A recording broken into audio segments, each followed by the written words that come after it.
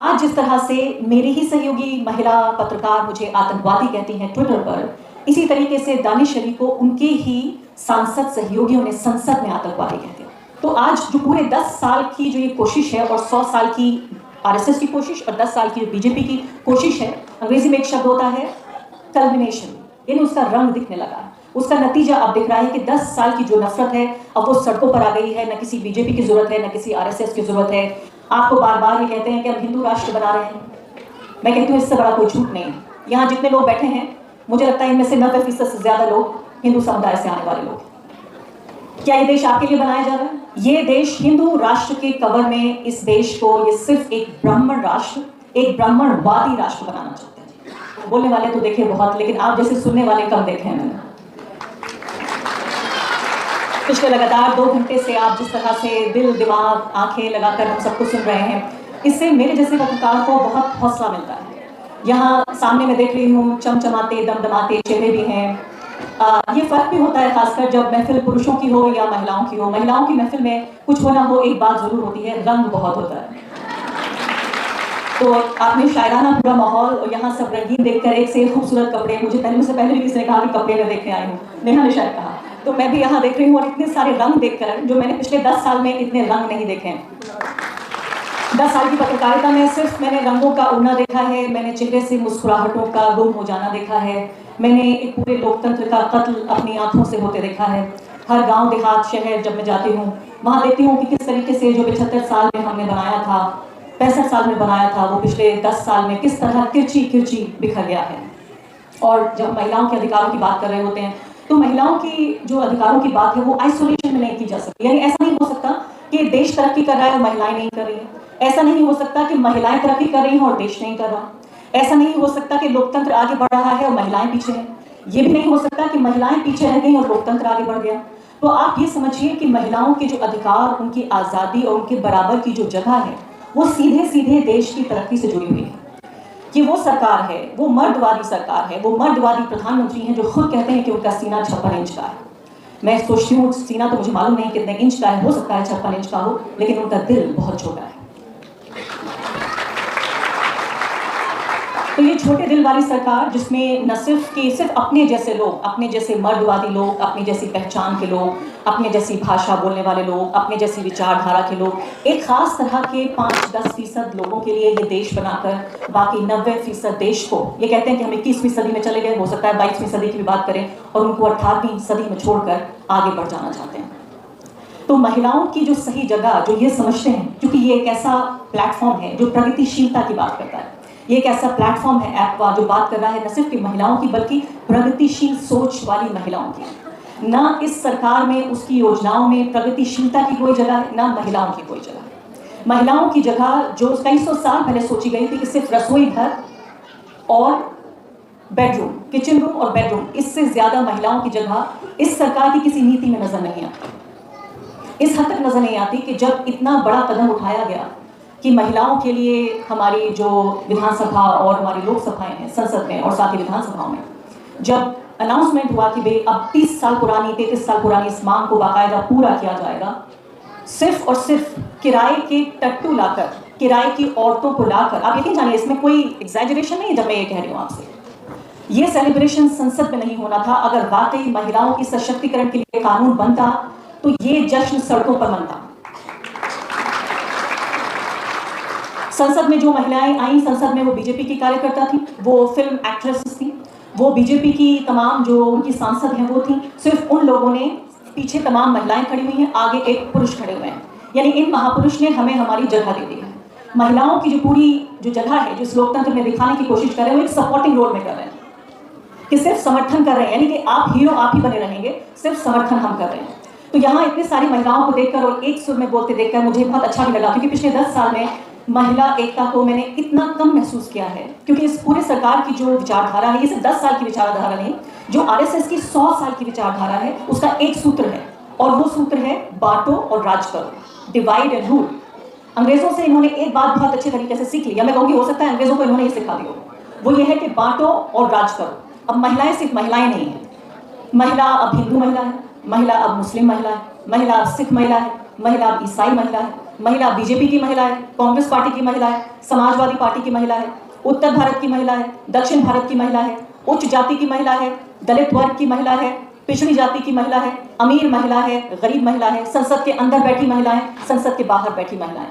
अब आप मुझे एक ऐसा उदाहरण, मैं 3 मांगने जा रही थी, एक ऐसा उदाहरण दीजिए जो मोदी सरकार की जो महिला मंत्री हैं उन्होंने कोई एक ऐसा कदम उठाया हो जिससे देश की 4 महिलाओं को फायदा हुआ। आप में से किसी को कोई फायदा हुआ इस सरकार से? भाई आप देखिए कि रक्षा मंत्री से लेकर और वित्त मंत्री तक महिलाएं हैं। आज तो सबसे बड़ी बात हो गई, सबसे कमजोर तबके की महिला यानी ट्राइबल कम्युनिटी से, हमारी आदिवासी समुदाय से एक महिला को राष्ट्रपति बना दिया गया। क्या आपको कोई फायदा हुआ? क्योंकि फर्क इस बात का है कि जब तक वो विचारधारा स्तर पर रहेगी तब तक इससे कोई फर्क नहीं पड़ता कि प्रधानमंत्री पिछड़े वर्ग के हैं, राष्ट्रपति आदिवासी वर्ग की हैं। जो विचारधारा है वो एक विचारधारा है, वो विचारधारा है भारत के एक समुदाय में एक जाति वर्ग का ये देश बनाया जा रहा है। आपको बार बार ये कहते हैं कि हम हिंदू राष्ट्र बना रहे हैं, मैं कहती हूँ इससे बड़ा कोई झूठ नहीं है। यहाँ जितने लोग बैठे हैं मुझे लगता है इनमें से 90% से ज्यादा लोग हिंदू समुदाय से आने वाले लोग हैं। क्या ये देश आपके लिए बनाया जा रहा है? आपके लिए बन रहा है देश? आपके लिए ऊपर? ये देश हिंदू राष्ट्र के कवर में इस देश को ये सिर्फ एक ब्राह्मण राष्ट्र, एक ब्राह्मणवादी राष्ट्र बनाना चाहते हैं। क्योंकि इसमें ऐसा भी नहीं है कि सिर्फ सारे ब्राह्मणों को फायदा हो रहा हो। ब्राह्मणवाद यानी एक जो समुदाय है, एक जो जाति वर्ग है, उसकी श्रेष्ठता स्थापित करने के लिए ब्राह्मण भी, इनको सारे ब्राह्मण को नहीं, इनके वाले जो ब्राह्मण हैं, इनकी विचारधारा वाले जो ब्राह्मण, उनको फायदा पहुंचाने के लिए पूरा देश बनाया जा रहा है। अब यहाँ मैं आती हूँ कि जो 56 इंच की सरकार वाली बात होती है, 56 इंच आपने बहुत सुना होगा कि भाई मर्दवादी सरकार, लेकिन ये मर्दवादी सरकार जो अपनी पूरी राजनीति कर रही है वो कर रही है औरतों के कंधे पर बैठकर। कैसे? औरतों का इस्तेमाल कर रही है अपनी मर्दवादी, पुरुषवादी, ब्राह्मणवादी राजनीति के लिए। सबसे पहले ये लेकर आए 3 तलाक का कानून। क्या था 3 तलाक का कानून? आप कहेंगे भाई आप तो बड़ी प्रगतिशील महिला हैं, आप ऐसे कैसे कह सकती हैं, आप 3 तलाक के कानून का विरोध कैसे कर सकती हैं? मैं कहती हूँ सबसे पहले तो 3 तलाक को खत्म करने के लिए नरेंद्र मोदी जी कोर्ट नहीं गए, मुस्लिम महिलाएं कोर्ट गई थी। ये लड़ाई मुस्लिम महिलाओं की थी, महिलाओं की in general, women in general, Muslim women in particular, उन महिलाओं की लड़ाई थी जो कोर्ट गई थी। कोर्ट से उन्होंने फैसला लिया, दिलवाया। महिलाएं सालों तक कोर्ट में मुकदमा उन्होंने लड़ा और फिर फैसला आया कि भाई ये जो कानून है ये अनकॉन्स्टिट्यूशनल हो चुका है, यानी ये गैर संवैधानिक हो चुका। इसका मतलब कि जब 3 तलाक होगी तो जब वो कानूनी रूप से वैध ही नहीं है तो उसका कोई मतलब ही नहीं है। लेकिन नरेंद्र मोदी जी को इतनी बात पसंद नहीं है, उन्होंने अब ट्रिपल तलाक को क्रिमिनलाइज कर दिया, यानी आपको सजा भी मिलेगी। तो पहले मुस्लिम पुरुष अगर महिला को तलाक देता है तो पहले तो वो तलाक नहीं मानी गई, जब वो तलाक नहीं मानी गई, जब जुर्म हुआ ही नहीं तो सजा किस बात की? यहां पर मकसद ये नहीं था कि मुस्लिम महिला को इंसाफ दिलाना था, यहां मकसद ये था कि कितने ज्यादा से ज्यादा मुस्लिम मर्दों को जेल भेजा जा सके। एक और तरीका, एक और मैं कहूंगी चतुराई, जिसके जरिए, वैसे तो उनके पास बहुत सारे रीजंस हैं जेल भेजने के लिए, लेकिन एक और तरीका निकाल लिया कि देखिए हम प्रगतिशील लोग हैं। और सबसे हैरानी की बात यह है कि तमाम तरह की रूढ़िवादी, पिछड़ी, जातिवादी, धर्मांधता की तमाम नीतियों के बावजूद ये सरकार ये कहती है कि हम सबसे बड़े लोकतांत्रिक लोग हैं, हम सबसे बड़े महिलावादी लोग हैं, हम सबसे बड़े धर्मनिरपेक्ष लोग हैं। पूरी दुनिया में जाके कहते हैं कि मैं 140 करोड़ लोगों का नेता हूं, क्योंकि बड़ा खराब लगेगा अगर वो ये कहें कि मैं सिर्फ ब्राह्मणों का नेता हूं। फिर पूरी दुनिया में कहां इनकी जो नेतागिरी है वो कैसे स्थापित होगी, जब तक कि हम सबको इस्तेमाल नहीं करेंगे अपनी नेतागिरी के लिए। दूसरी बड़ी बात, अभी आपको लग रहा होगा सिर्फ मुस्लिम महिलाएं इस्तेमाल हो रही है, चलिए कोई बात नहीं है, वो इनके एजेंडे के लिए इस्तेमाल हो रही है, मर्दवादी राजनीति के लिए। अब बात आती है हिंदू महिलाओं की। उन्होंने कहा कि भाई लव जिहाद पे हम कानून बनाएंगे। आपको पता नहीं मालूम है या नहीं, भारत में 1 दर्जन राज्य इस वक्त ऐसे हैं जो एक तरह से या दूसरी तरह से जिन्होंने लव जिहाद के खिलाफ कानून बनाया हुआ है। आधे से कुछ राज्य कम हैं ऐसे जहां कानून बना हुआ है लव जिहाद के खिलाफ, चाहे आप उसको धर्मांतरण के विरोध में कानून कह लें, चाहे आप कहें कि डीएम की परमिशन लेनी पड़ेगी, एक तरह से या दूसरी तरह से। यानी ये बताना चाहते हैं कि हिंदू महिला का अपना कोई दिमाग नहीं होता, उसकी अपनी कोई समझ नहीं है। एक मुस्लिम लड़का आता है, आंखों में सोना लगाता है, बाइक पे बैठ के आता है और बाइक जैसे घुमा के लेके जाता है, वो उसका दिल भी साथ में ले जाता है। और मुस्लिम महिला ना प्रेम समझती है, हिंदू महिला ना प्रेम समझती है, ना नफरत समझती है, ना वो चाल समझती है, ना वो पढ़ी लिखी है, ना उससे जीवन का कोई तजुर्बा है। ऐसा लगता है कि हिंदू महिला और एक गाय में कोई खास फर्क नहीं है। तो अब पहले मुस्लिम महिला को इस्तेमाल किया अपने एजेंडे के लिए, फिर हिंदू महिला को इस्तेमाल किया अपने एजेंडे के लिए। दोनों एजेंडा महिलाओं की भलाई के लिए नहीं था, न वो मुस्लिम महिलाओं की भलाई के लिए था, न ये हिंदू महिलाओं की भलाई के लिए है। सिर्फ मर्दवादी मानसिकता को और ज्यादा गाढ़ा करने के लिए कि महिला अपने साथी का चयन कैसे करेगी, ये भी नरेंद्र मोदी जी बताएंगे। ये सरकार तय करेगी कि महिला, हिंदू महिला अपने साथी का चयन कैसा करें। वही बड़ी बात कि देखिए, आप महिलाएं हैं, जिस धर्म से आती हैं वही शादी कीजिए, जिस जाति से आती हैं वही शादी कीजिए। शिवा ने बहुत अच्छी बात कही और मैंने उससे पहले इस बारे में सोचा नहीं था कि कैसे जाति को भी बदलने का जो एक तरीका हो सकता था, ये जो इंटर रिलीजियस मैरिज है, उसका स्कोप भी खत्म कर दिया गया कि चलिए आप एक धर्म में थे, दूसरे धर्म में चले गए, अब जाति की बाउंड्री टूट गई। जब धर्म चला गया तो जाति भी मेरे ख्याल से घुल गई होगी, शायद ऐसा कम होता, तो वो भी स्कोप खत्म कर दिया गया। तो पूरे तरीके से 10 साल में, पिछले मैं कहूँगी कि 10 साल की, क्योंकि इवैल्यूएशन का वक्त भी आ गया है कि अब हम आकलन करें कि नरेंद्र मोदी के 10 साल को हम कैसे देखना चाहेंगे। अगर आप एक शब्द में मुझसे कहलवाना चाहती हैं तो मैं कहूँगी कि हाँ ठीक है, धर्मांधता है, बहुसंख्यकवाद है, हर तरह की नफरत है, हिंसा है, लेकिन एक शब्द में अगर मैं कहूँ तो पिछले 10 साल भारत में महिला विरोध के लिए जाने जाएंगे। एक दौर होता था जब मैं एनडीटीवी में काम किया करती थी और मैं जिस रोज़ नई जैकेट पहन लिया करती थी, बहुत सारी जो पत्रकारिता की छात्र छात्राएं होती थी वो ईमेल करके मुझसे कहती थी कि आपका जैकेट का कलर बहुत पसंद आया, आपके मुझे बोलने का अंदाज बहुत पसंद है। कोई कहती थी आपका हेयर स्टाइल मुझे पसंद है, कोई कहती थी आपके जैसी मैं पत्रकार बनना चाहती हूँ। 10-12 साल पुरानी बात है। और कहती थी कि मुझ में एक तरह का आदर्श वो देखती हैं। आज वो महिलाएं, वो जो लड़कियां होती थी, जो स्टूडेंट होती थी, आज वो अलग अलग चैनलों में काम कर रही हैं, वो रिपोर्टर हैं और एंकर हैं, और मेरे ट्वीट को कोट ट्वीट करते हुए कहती हैं कि चुप रहो, तुम आतंकवादी हो। जो एक वक्त में मेरी फैन गर्ल्स हुआ करती थी, जो मुझसे प्रेरणा लेती थी, मेरे जैसी पत्रकार बनना चाहती थी, मेरे जैसी एंकर बनना चाहती थी, मेरे स्टाइल को कॉपी करना चाहती थी, आज उन्हें मुझ में न पत्रकार दिखता है, न एंकर दिखता है, न महिला दिखती है, न रिपोर्टर दिखती है, उन्हें मुझ में सिर्फ एक मुसलमान दिखती है। इस तरीके से महिला एकता को तोड़ा गया हर बरादरी में। अब आप ये देखिए, इनको महिलाएं ऐसी चाहिए जो महिला विरोधी हो, इनको मुस्लिम ऐसे चाहिए, मुस्लिम नेता ऐसे चाहिए जो मुस्लिम विरोधी हो, इनको दलित नेता ऐसे चाहिए जो दलित विरोधी हो, इनको किसान नेता ऐसे चाहिए जो किसान विरोधी हो, इनको आदिवासी नेता ऐसे चाहिए जो आदिवासी विरोधी हो। तो इनके लिए सिर्फ और सिर्फ जो सर्वोपरि है वो उनकी विचारधारा है, उनका अपना एजेंडा है। और अफसोस की बात यह है कि इस तरह के लोग लगातार मिल रहे हैं और बन रहे हैं, मिल रहे हैं से ज्यादा बन रहे हैं। उत्तर प्रदेश में मैं हाल ही के दौरे में देखकर आई हूं कि मुस्लिम समुदाय में एक तबका पैदा हो गया है इस तरह के लोगों का, जो अब भाजपा के लिए सड़क पर, गली मोहल्लों में समर्थन जुटा रहा है। एक ऐसा पूरा तबका पैदा हो गया है। तो जो एलीट मुसलमान था वो सोच रहा है 10 साल हो गए सत्ता से बाहर, कब तक मैं बाहर रहूंगा, कब तक हम बाहर रहेंगे, ये तो बहुत हो गया, अब सत्ता में हिस्सेदारी चाहिए। तो वो भी जाकर मुझसे मिल रहे हैं। और आप देखिएगा, एक बार अगर और सत्ता में आ गए तो बहुत सारे एलीट मुसलमान उस तरफ चले जाएंगे। जो गरीब मुसलमान है उसके पास कोई ऑप्शन नहीं। भारत की जो 80 करोड़ जनता है वो अपने रोजमर्रा के खाने के लिए वो भारत की सरकार पर डिपेंड करती है। भारत की सरकार पर निर्भर है कि उसको रोज अन्न मिल सके, उसके मुंह में खाना जा सके। इसके लिए भारत की सरकार ने ऑन रिकॉर्ड ये कहा कि हम 80 करोड़ लोगों को राशन देते हैं।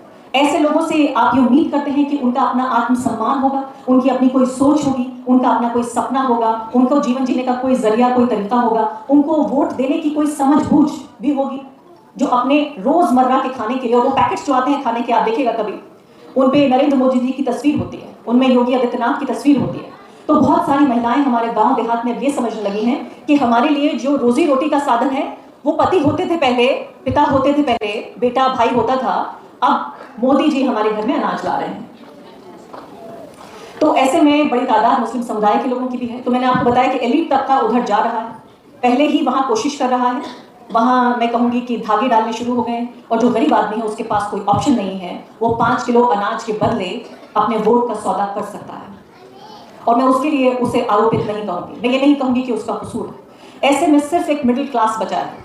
वो मिडिल क्लास जो दफ्तर जाता है तो उसे नफरत की निगाह से देखा जाता है, जो वो स्कूल जाता है, वो कॉलेज जाता है तो उसके घर वाले सोचते हैं कि वो शाम को सही सलामत वापस आएगा या नहीं। आज मुस्लिम घरों में ये चर्चाएं होती हैं कि सिर्फ आपका घर जलाना तो दूर की बात है, वो तो अक्सर होता ही रहता है कि कब किसके घर पे बुलडोजर जले, कब किसका घर जला दिया जाए। आज मनोस्थिति ये है, इस कदर सांप्रदायिकता बढ़ चुकी है कि पता नहीं कौन दाढ़ी टोपी वाला जा रहा है और दूसरा सर फिरा। इसके लिए बीजेपी आरएसएस की जरूरत नहीं है। कौन सर फिरा, सिर्फ उसको उसकी पहचान देखकर उसके ऊपर हमलावर हो जाए। इसके लिए अब बाकायदा स्टेट मशीनरी की भी जरूरत नहीं है। इन्होंने सड़क पर जो फुट सोल्जर्स हैं, जो उस तरह के सैनिक तैयार कर दिए हैं जो हिंदू राष्ट्र बनाने में समझते हैं कि उनका धर्म है। अगर ऐसा नहीं होता तो ये बताइए कि क्यों रेलवे प्रोटेक्शन फोर्स का एक कांस्टेबल उन लोगों की हत्या करता जिनकी सुरक्षा के लिए उसकी नौकरी थी।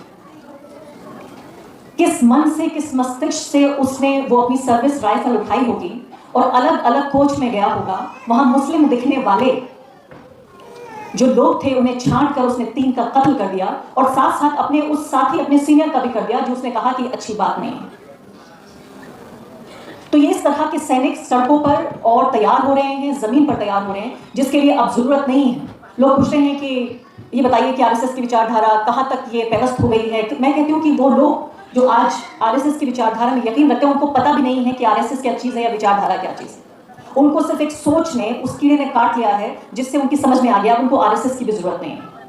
आज वो दौर है कि अभी मैं वोटर का जिक्र कर रही हूँ, मैं नेता का जिक्र कर लेती हूँ। दानिश अली का किस्सा सुना होगा आपने। न सिर्फ कि मुस्लिम समाज में वोटर की कोई हैसियत नहीं है, नेता की भी सिर्फ इतनी हैसियत है कि उसके साथ का नेता, यानी मुझे, मेरे पत्रकार सहयोगी, मेरे ही समुदाय की, मेरी जो सबसे बड़ी मैं अपनी पहचान समझती हूँ, हर एक पहचान से अलग वो है मेरी पेशे की पहचान, कि मेरी सबसे बड़ी बिरादरी, सबसे प्रोमिनेंट जो मेरी आइडेंटिटी है वो ये कि मैं एक पत्रकार हूँ। उसके बाद मैं महिला हूँ, मैं मुसलमान हूँ, मैं उत्तर प्रदेश से हूँ, मैं कुछ भी हो सकती हूँ, लेकिन सबसे पहले मैं समझती हूँ कि मेरी पहली पहचान है कि मैं एक पत्रकार हूँ। जिस शिद्दत के साथ पिछले 20-22 सालों से मैंने इस पेशे को जिया है, सिर्फ किया नहीं है बल्कि जिया है। आज जिस तरह से मेरे ही सहयोगी महिला पत्रकार मुझे आतंकवादी कहती हैं ट्विटर पर, इसी तरीके से दानिश अली को उनके ही सांसद सहयोगियों ने संसद में आतंकवादी कहते हैं। तो आज जो पूरे 10 साल की जो ये कोशिश है और 100 साल की आरएसएस की कोशिश और 10 साल की जो बीजेपी की कोशिश है, अंग्रेजी में एक शब्द होता है कल्मिनेशन, यानी उसका रंग दिखने लगा है। उसका नतीजा अब दिख रहा है कि 10 साल की जो नफरत है अब वो सड़कों पर आ गई है। न किसी बीजेपी की जरूरत है, न किसी आरएसएस की जरूरत है। एक किसान दूसरे किसान का दुश्मन, मजदूर दूसरे मजदूर का दुश्मन, पत्रकार दूसरे पत्रकार का दुश्मन, नेता दूसरे नेता का दुश्मन। न्यूज रूम्स में देखिए आप किस तरह के हालात हो रहे हैं। अब आप कहेंगे कि बड़ी खुशी की बात है, मीडिया में हम अक्सर जिक्र करते हैं कि मीडिया में महिलाओं की जो उपस्थिति है बहुत अच्छी है। मैंने तो इस तरह के न्यूज रूम्स में भी काम किया जहां हर डिपार्टमेंट की जो चीफ थी वो महिला थी। एनडीटीवी एक ऐसा ऑर्गेनाइजेशन था जहां हर डिपार्टमेंट में जो उस डिपार्टमेंट को हेड करती थी वो महिला थी। लेकिन उस दौर से इस दौर में भी देखा है कि आज भी आप प्राइम टाइम में जब टीवी खोलती है तो आप ज्यादातर किसको देखती हैं? महिलाओं को देखती हैं। सूट बूट पहने हुए, आस्तीन वास्तीन चढ़ाकर तमाम महिलाएं, तो आप कहेंगी तो बहुत अच्छी बात है। लेकिन वो महिलाएं इस तरह की महिलाएं हैं कि उनका शरीर दिखता है महिला जैसा, लेकिन उनकी जो सोच है वो पुरुषवादी है। तो हर तरफ इस तरह के लोग चाहिए जो कमजोर तबकों को, जिनको आगे बढ़ाने के लिए, क्योंकि आप ये समझिए कि जो संविधान है, जो लोकतंत्र है, इसकी जरूरत किसको है? क्या आपको लगता है अंबानी और अडानी को संविधान की जरूरत है अपने अधिकारों के लिए, अपनी आजादी के लिए? नरेंद्र मोदी जी, अमित शाह या उनकी पूरी कैबिनेट या उनके सांसद या उनके नेता, तमाम अमीरों को, तमाम जमींदारों को, तमाम वो लोग जो कि शहरों में पूरा जो कैपिटलिज्म है उसका फायदा उठाने की, उन सबको जरूरत है संविधान की? संविधान की जरूरत है इस देश के सबसे कमजोर नागरिक को। संविधान के जो अधिकार है, ये बहुत अहम बात है, इसको जरूर आप ध्यान से सुनिए कि संविधान के जो अधिकार जो हमें संविधान देता है वो अगेंस्ट द स्टेट देता है, यानी सरकार के खिलाफ। यानी यहाँ पे ये माना जा रहा है कि सरकार आपके अधिकारों को दबाने की कोशिश करेगी। जो स्टेट है वो आपके अधिकारों को दबाने की कोशिश करेगा, इसलिए संविधान है ताकि आप अपने अधिकारों की रक्षा कर सकें। क्योंकि वो एक किताब जो सारी किताबों से ज्यादा पाक किताब है आज, हिंदू के लिए, मुसलमान के लिए, सिख के लिए, ईसाई के लिए, तमाम समुदायों के लिए, क्योंकि वही एक किताब है जो तमाम धर्मों के लोगों को उनका धर्म मानने की आज़ादी भी देती है। उन्हें अपने अधिकारों को सुरक्षित रखने के लिए भी वही किताब है। आज सबसे ज्यादा हमला उसी किताब के ऊपर है। इसलिए मैं हमेशा कहती हूँ कि ना हिंदू खतरे में है, ना मुसलमान खतरे में है, जो खतरे में है वो संविधान है। बिना संविधान की हत्या किए ना ये हिंदू की हत्या कर सकते हैं, ना मुसलमान की हत्या कर सकते हैं, ना और नॉर्थ ईस्ट में हमारी बहन को नंगा घुमा सकते हैं, ना नूह में लोगों के घर तबाह कर सकते हैं, ना फिर संसद में यहाँ दानिश अली को गाली दे सकते हैं। ये सब कुछ सिर्फ और सिर्फ संविधान पर वार है। बहुत बहुत शुक्रिया आपका मुझे सुनने के लिए। यहाँ पर आपके अगर कोई सवाल होंगे इसका मैं जवाब दूंगी। बहुत बहुत शुक्रिया आरफा खानम शेरवानी जी, अपने ओजपूर्ण वक्तव्य से समाज की हकीकत से रूबरू कराने के लिए।